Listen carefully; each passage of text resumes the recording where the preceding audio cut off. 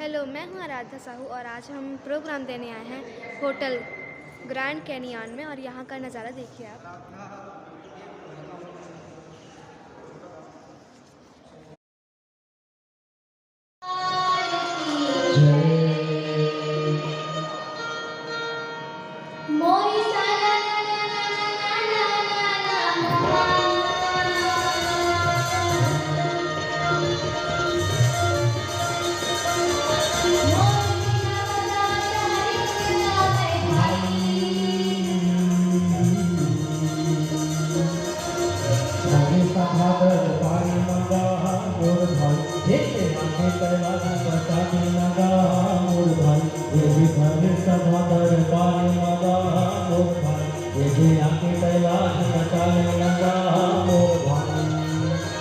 पांचों भाई पांडव और देवी द्रौपदी के साथ जंगल, झाड़ी, पहाड़, पर्वत, नदी, नाला पार करेगा।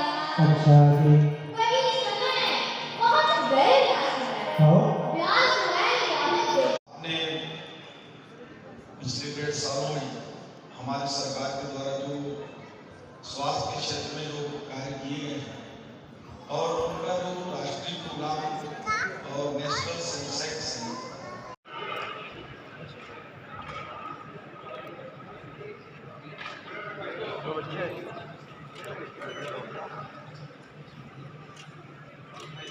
डॉक्टर विकास गोयल जी भी आते हैं।